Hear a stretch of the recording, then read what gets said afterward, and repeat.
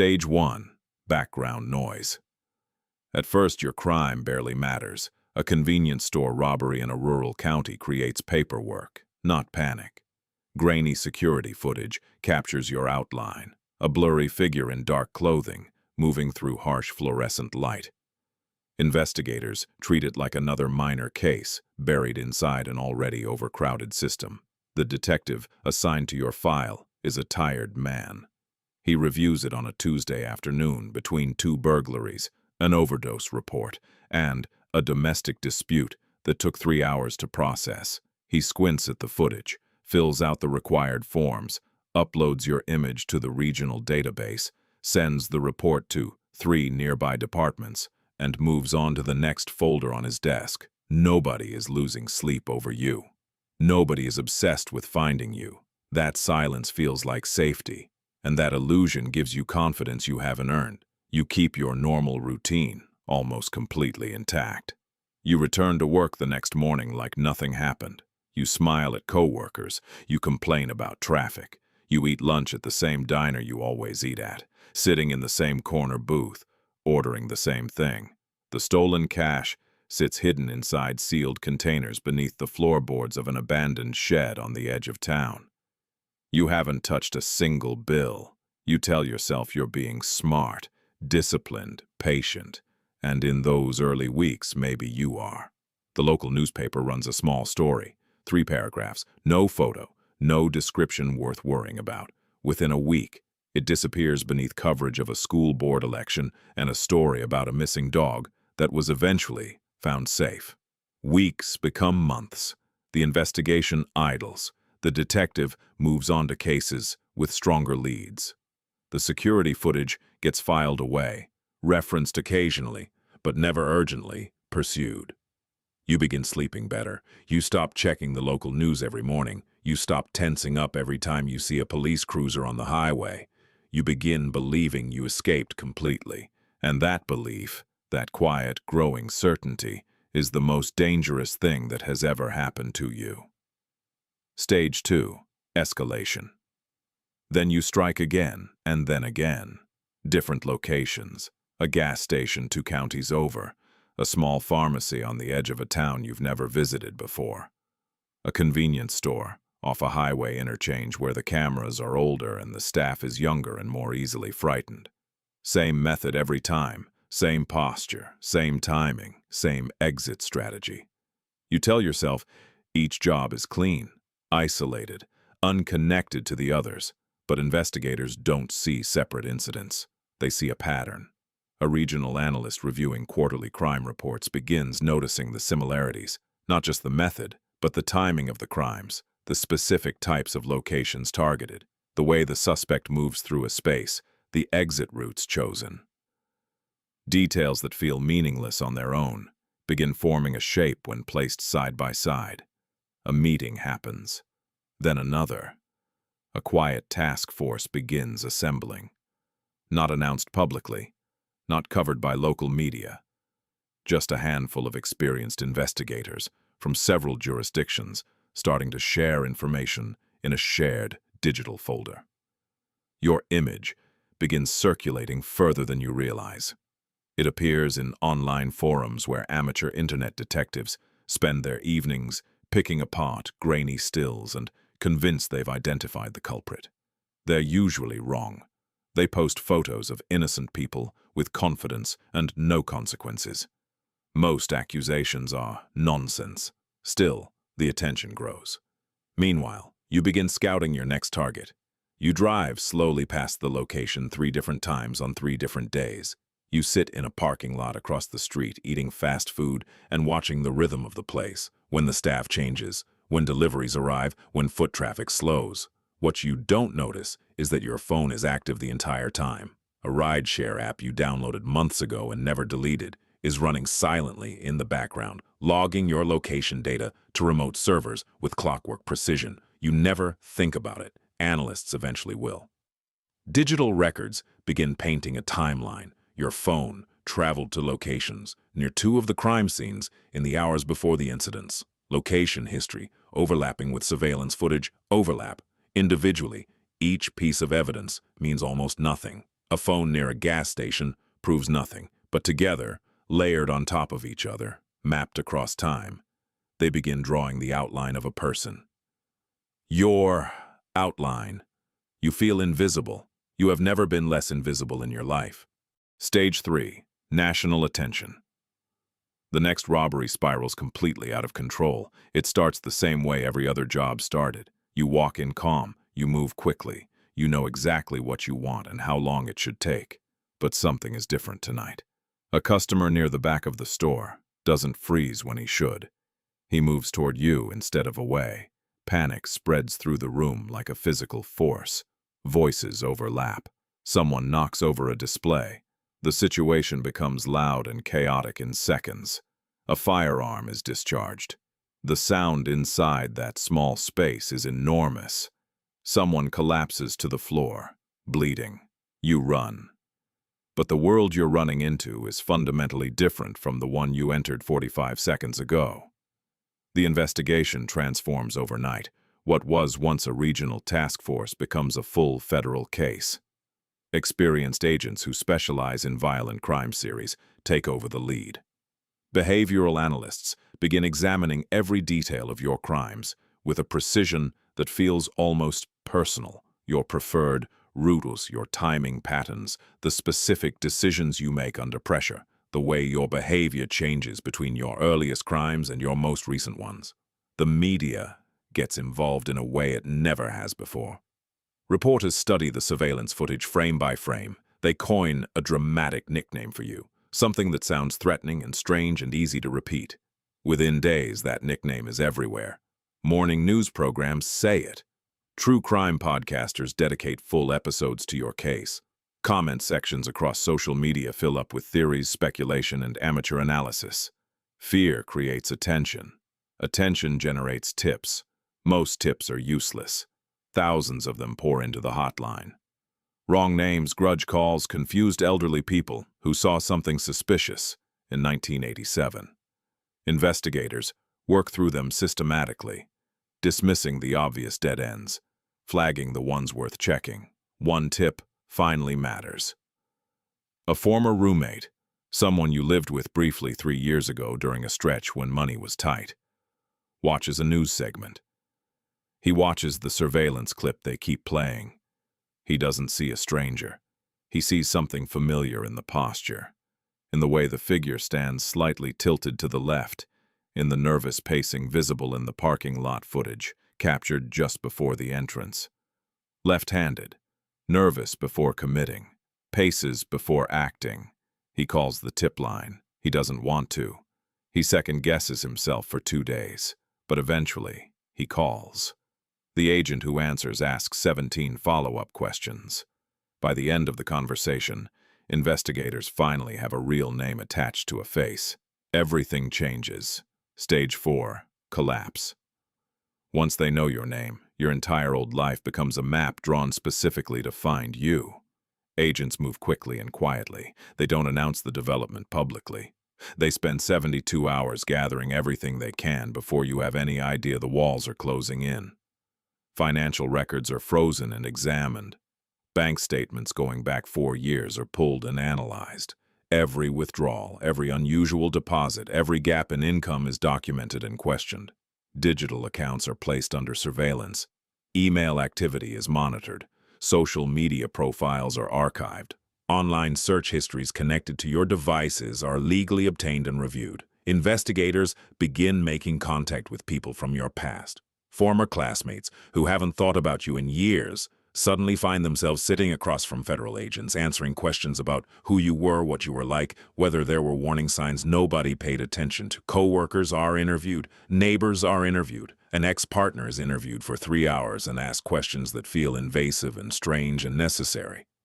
Your family members, people who love you, people who have no involvement in anything you've done, become part of the investigation. Their phones are reviewed. Their movements are tracked. They live in a state of low-grade panic for months, unsure what they're allowed to say, unsure what loyalty requires of them. Anyone connected to you carries the weight of what you've done. Meanwhile, you sense something has shifted without knowing exactly what. You can't identify the source of it. The motels feel less safe. Public spaces feel more exposed. You move more frequently. 3 nights here, 4 nights there, burning through cash faster than you expected. Lack of sleep changes your face faster than any disguise could. The weight you lose, the tension you carry, the constant alertness, it reshapes you in ways that photographs capture and people remember. Money disappears with terrifying speed. Desperation forces another mistake.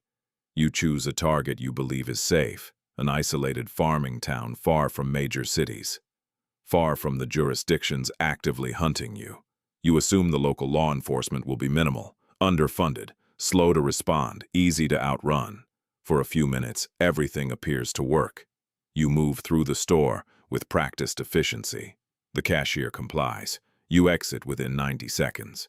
Then a camera system you didn't notice, modern, networked, quietly updated with new federal facial recognition software 3 months ago, flags your face before you've even reached your vehicle. An automated alert transmits to a monitoring center.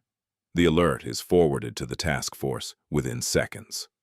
Roadblocks begin appearing on every highway route out of the county before you're 5 miles from the store. State police vehicles coordinate with federal teams using encrypted radio channels. Helicopters lift off from 2 different locations.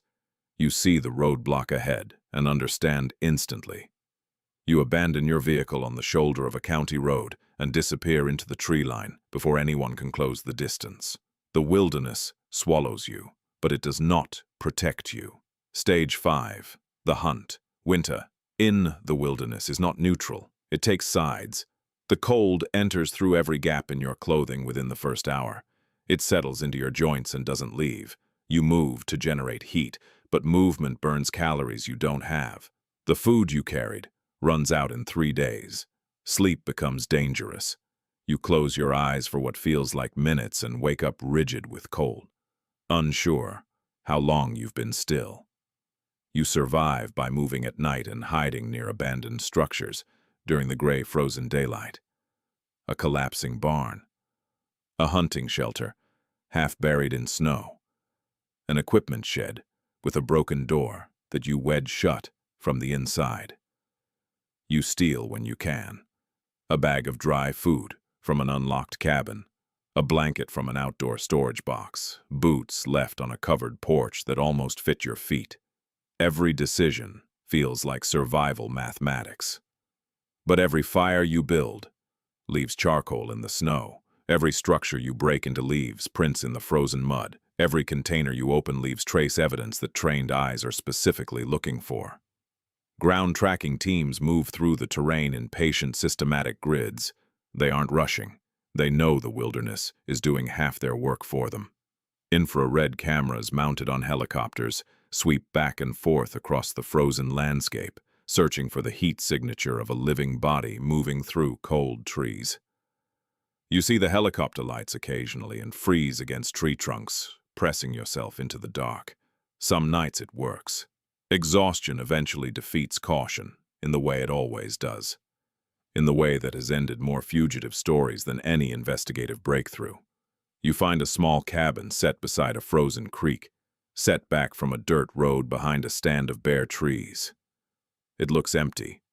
No lights, no vehicle, no smoke from the chimney. You break the lock on the back door and move inside. You allow yourself to sleep in an actual bed for the first time in weeks. You allow yourself to believe, briefly, that you might survive this. Nearby, a property owner checking on a seasonal rental notices unfamiliar boot tracks in the snow, leading to the back of the building. The door looks wrong. Something has been disturbed. She calls the local sheriff's department. The sheriff's department immediately contacts the task force. Search teams are in position within 2 hours. The dogs pick up your scent in the cabin before you hear anything. You run into darkness and cold, lungs already burning from the weeks of exposure and deprivation. You move across rocky terrain near a ravine, moving too fast for the conditions, too tired to read the ground properly. You fall. The impact damages something in your leg severely enough that standing becomes difficult and running becomes impossible. You pull yourself upright against a rock face and look back through the trees. Floodlights cut through the darkness, from multiple directions simultaneously. Voices carry across the frozen air, calm, professional, practiced. Weapons are pointed at you from positions you can't count. There is nowhere left to go. You understand, standing there in the cold with a damaged leg and no food and no plan, that the chase ended long before this moment. It ended the first time you repeated the same mistake. The first time you underestimated what patience and evidence and technology can do over time. You raise your hands. Stage 6. Consequences. The legal process moves with a speed that surprises you. Evidence assembled over months is presented in organized, devastating order. Surveillance footage from a dozen locations. Forensic trace evidence from crime scenes connecting you to specific spaces on specific dates. Financial records showing cash flows that correspond to crime timelines. Digital tracking data placing your phone near multiple targets in the hours before incidents. Witness testimony from the former roommate, from a motel clerk who recognized you from a news report, from a gas station attendant 2 towns over who remembered specific details about a customer that matched behavioral patterns identified by analysts. Your attorney reviews everything carefully and delivers the assessment without softening it. You accept a plea agreement measured not in months or years, but in decades. The courtroom is quieter than you expected when the judge reads the terms aloud. Federal prison becomes your world. The intake process strips away everything familiar: clothing, personal items, the small tokens of identity you've accumulated over a lifetime. You receive a number, you receive a uniform, you receive a schedule that governs every hour of every day and leaves almost no room for individual decision-making of any kind. Steel doors close behind you with a sound that is permanent. The first year is the hardest. The adjustment to confined space, to constant noise, to the permanent low-level tension of the environment, to the loss of privacy that extends to every corner of existence. Then, routine sets in. And routine in some ways is harder than the shock. Morning counts. Cafeteria lines moving at the same pace through the same corridor. Work assignments that occupy hands but leave minds too free. Exercise yards surrounded by fences, topped with wire that catches light in the mornings, like something decorative and terrible. Months accumulate, then years. Outside, the world continues evolving at a pace that becomes more disorienting each time you glimpse it through approved channels. Technology changes in ways that feel incomprehensible. Cultural references accumulate that mean nothing to you. People you once knew move through their lives, have children, change careers, grow older in the way people are supposed to grow older. Family members die while you're inside. Some are allowed final visits, some aren't. Some things happen without warning and you receive the news through official channels. A correctional officer handing you a form like it's routine, because for them it is routine. Friends stop writing, not all at once. Gradually, which is its own particular kind of loss. The letters slow and then stop. The visits slow and then stop. People have their own lives to maintain. Loyalty has limits that long sentences test thoroughly. Years continue blurring together through repetition. And then, after decades inside, release arrives almost quietly. There's no dramatic moment. A date approaches on a calendar. Paperwork is processed. An early morning in a discharge room where you receive a small bag containing the clothes you entered in, a transportation voucher, and a modest amount of gate money that represents an institution's estimate of what a new beginning costs. The outside air is different than you remember. Louder, faster, more crowded with invisible signals and digital interactions that everyone else navigates automatically and you can barely understand. You carry the small bag. You stand on a sidewalk outside the facility as vehicles pass without slowing. Once, agencies across multiple states focused enormous resources on locating you.